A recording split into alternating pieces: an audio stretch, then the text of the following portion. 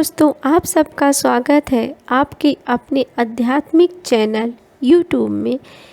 इस कहानी का शीर्षक है सत्यवादी राजा हरिश्चंद्र और उनकी पत्नी देवी तारा के बारे में। उस समय एक सिवी देश था। उस सिवी नरेश की कन्या का नाम तारा था। सिवी देश और वहाँ के राजा की पुत्री होने के कारण लोग उसे शैव्या नाम से भी पुकारते थे। शैव्या जब विवाह योग हुई तो उसका विवाह सत्यवादी महाराज हरिश्चंद्र के साथ हो गया और शैव्या यानी तारा से महारानी तारामती बनी। उसकी कोख से एक रोहित राजकुमार पैदा हुआ। तारा पतिव्रत धर्म का पालन करने लगी और वो एक अद्भुत क्षत्रिय नारी थी। महाराज हरिश्चंद्र का सुख उसके लिए सुख था और महाराज हरिश्चंद्र का दुख उसके लिए दुख था। राजा हरिश्चंद्र तारामती जैसी पतिव्रता पत्नी और रोहित जैसा मनोहरी राजकुमार पाकर अपने आप को बहुत सौभाग्यशाली समझते थे। उन्हें क्या पता था कि उनकी ये हंसी खुशी दुनिया चंद दिनों तक ही रहेगी। एक दिन राजा हरिश्चंद्र ने मुनि विश्वामित्र के मांगने पर अपना सारा राजपाट उन्हें दान कर दिया और आकर अपनी महारानी तारा से मिले। महाराजा हरिश्चंद्र को उदासीन और चिंताग्रस्त देखकर पतिपरायण तारा देवी दुखी हुई और महाराज से इसका कारण पूछा। तब महाराज हरिश्चंद्र ने अपनी धर्मपत्नी तारा को उत्तर देते हुए कहा, मैंने अपने राजपाट दान कर दिए हैं मुनि विश्वामित्र को। अब मैं राजा नहीं हूँ, एक गरीब हूँ। मुझे अपनी चिंता नहीं है, पर इस स्थिति में तुम्हें और रोहित को जो कष्ट होगा वो मैं कैसे देख पाऊँगा। मन इसी चिंता में व्यग्र है। महाराज की राजपाट दान और चिंता को सुनकर तारा ने कहा, इस चिंता से व्यग्र होने की कोई बात नहीं। इस पर तो उल्टा प्रसन्न होना चाहिए। राज और धन कितने दिन रहने वाले हैं, आज है और कल नहीं है। पत्नी तारा ने कहा, आप के द्वारा राजपाट का दान देना तो मेरे लिए ज़्यादा खुशी की बात है, क्योंकि अब तक आप राजकाज के कार्यों में व्यस्त रहते थे, किंतु अब आप मेरे अधिक निकट रहेंगे। मुझे पति सेवा का ज़्यादा अवसर मिलेगा। पतिव्रता पत्नी के लिए पति अखंड प्रेम और सौभाग्य तीनों लोगों के राज्य से भी बढ़कर है। राजा हरिश्चंद्र अपनी पत्नी की ये शब्द सुनकर अत्यंत प्रसन्न होते हैं। उनके मन पर छाई उदासी मिट गई और चेहरे पर जो चिंता के भाव उभर आए थे वो समाप्त हो गए। वो मन ही मन अपनी पत्नी तारा के सद्गुणों और सुविचारों की प्रशंसा करने लगे। दूसरे दिन सवेरा होते ही ऋषि विश्वामित्र आए और बोले, ये राज मुझे दे दिया है, तो अब तुम जहाँ तक मेरा प्रभुत्व है वहाँ से निकल जाओ, और हाँ, ये शरीर पर जो बहुमूल्य वस्त्र आभूषण पहने हुए हैं उन्हें भी यहीं छोड़ दो। अधिक वल्कल वस्त्र धारण कर अपनी पत्नी और पुत्र को साथ लेकर शीघ्र ही यहाँ से चले जाओ।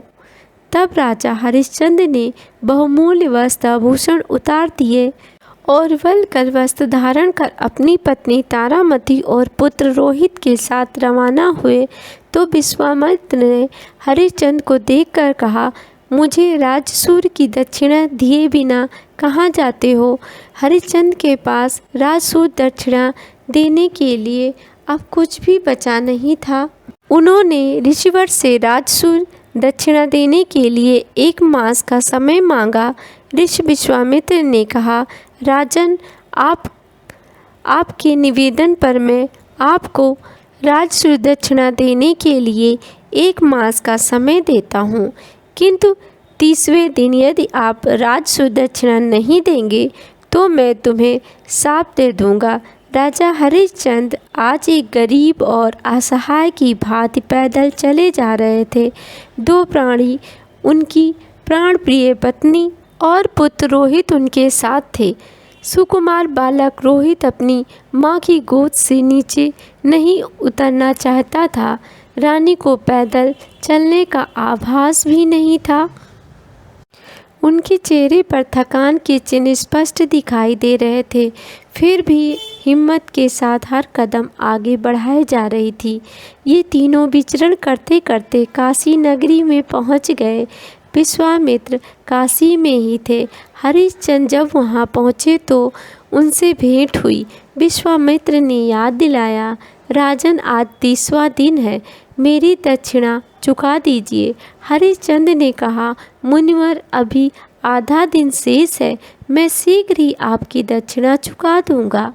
अब आपको अधिक प्रतीक्षा नहीं करनी पड़ेगी। राजा रानी बहुत अधिक थक चुके थे। एक तो पैदल चलने, ऊपर से उपवास के कारण कृशकाय हो चले थे। छत्री होने के नाते भीख तो लेते नहीं थे, पास पैसा भी नहीं था, कोई काम धंधा भी प्रारंभ नहीं किया था। उधर बालक रोहित भूख से छटपटा रहा था। अपने पुत्र के लिए भोजन की व्यवस्था न करने वाला पिता विश्वामित्र की दक्षिणा कैसे चुकाएगा। राजा के धैर्य की बड़ी कठोरता परीक्षा चल रही थी।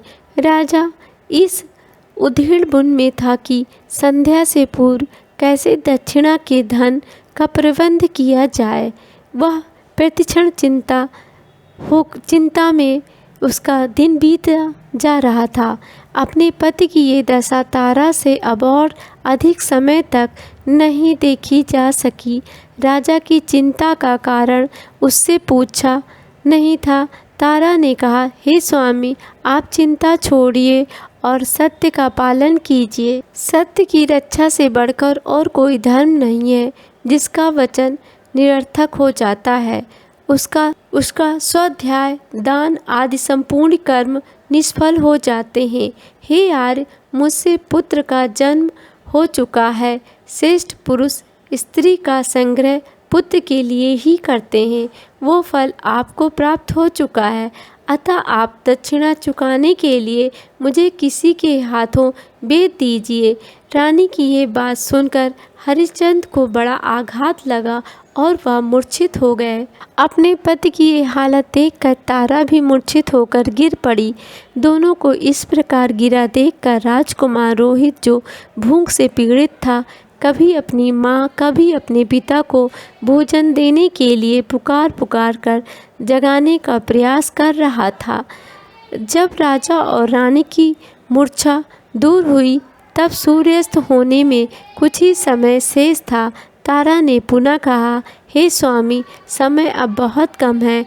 मैंने जो प्रार्थना की है वो कीजिए और दक्षिणा देकर अपने वचन का पालन कीजिए, अन्यथा आपको शाप से पीड़ित होना पड़ेगा। आप मुझे अपने गुरु की दक्षिणा चुकाने के लिए भेज दीजिए। कोई दुर्गुणों के वशीभूत होकर ये कार्य थोड़े ही कर रहे हैं, इसमें इतना सोचने और दुखी होने की क्या बात है। राजा असमंजस में बैठा था। तारा बार बार आग्रह कर रही थी। आखिरकार पत्नी द्वारा सुझाए गए उपाय को ही उसे स्वीकार करना पड़ा। करने हेतु रानी को खरीदा। हरिश्चंद्र के जीवन का ये क्रूरतम अनुभव था। अपने हाथों अपनी पत्नी को बेचना। पति से अलग होते समय तारा फूट फूट कर रो रही थी। हरिश्चंद्र की आंखों में आंसू का सैलाब थमने का नाम ना ले रहा था। रोहित माँ का आंचल थामे उससे लिपटा हुआ रो रहा था। ब्राह्मण के कहने पर भी वह माँ को छोड़ नहीं रहा था। रानी तारा ने निवेदन किया, आपने मुझ पर बड़ी कृपा की है, इतनी कृपा और कर दीजिए, इस बालक को भी खरीद लीजिए। मुझ अभागिन का ये पुत्र है, मैं इसकी जननी हूँ, इसके बिना मन लगाकर आपका कार्य नहीं कर पाऊँगी। ब्राह्मण ने तारा के आग्रह पर रोहित को भी खरीद लिया। पत्नी और पुत्र को बेचने से जो धन प्राप्त हुआ वो सारा विश्वामित्र को सौंप दिया। फिर भी कुछ धन दक्षिणा में कम पड़ गया तो राजा ने स्वयं को चंडाल के हाथ बेच दिया और मुनि को दक्षिणा प्रदान की। एक दिन हरिश्चंद्र शमशान में पहरा दे रहे थे कि किसी स्त्री की करुणा पुकार उसे सुनाई दी, जिसका पुत्र सांप के काटे जाने से मर गया था। उसे जलाने को लाई थी। उस भाग्यहीन के पास कफन तक नहीं था। वह स्त्री और कोई नहीं, स्वयं राजा हरिश्चंद्र की पत्नी तारामती थी और वो बालिक रोहित का सौ था। तारा के विलाप से हरिश्चंद्र ने ये सब समझ लिया। हरिश्चंद्र ने अपनी भी स्थिति स्पष्ट की, पर तुरंत संभल कर तारा से कफन मांगा। उसके बिना अग्नि संस्कार संभव नहीं था, क्योंकि इस समय मैं रोहित का पिता नहीं, चंडाल का सेवक हूँ और उसके कार्य हेतु नियुक्त हूँ। तारा ने कहा, स्वामी, मेरी स्थिति से आप अनभिज्ञ नहीं हैं। मैं बिकी हुई दासी हूँ। कफन के पैसे मेरे पास नहीं है। तन ढकने के लिए एक ही साड़ी मेरे पास है। इसमें से आधी अपने कलेजे के टुकड़े रोहित के कफन हेतु देती हूँ, आधी से अपने तन को ढककर लाज की रक्षा करूँगी। हरिश्चंद्र की परीक्षा की ये अंतिम सीमा थी। जो ही तारामती कफन हेतु साड़ी फाड़ने को उद्यत हुई, समस्त देवता वहाँ प्रकट हुए और उन्होंने तारा को रोका और रोहित को जीवन दान दिया। विश्वामित्र ने हरिश्चंद्र के त्याग, धैर्य और सत्य पालन की सराहना की तथा उनके राज्य उन्हें वापस दे दिए। दोस्तों, ये रही सत्यवादी राजा हरिश्चंद्र और उनकी धर्मपत्नी तारा देवी की कथा। धन्यवाद दोस्तों। एक वृद्ध ब्राह्मण ने दासी का कार्य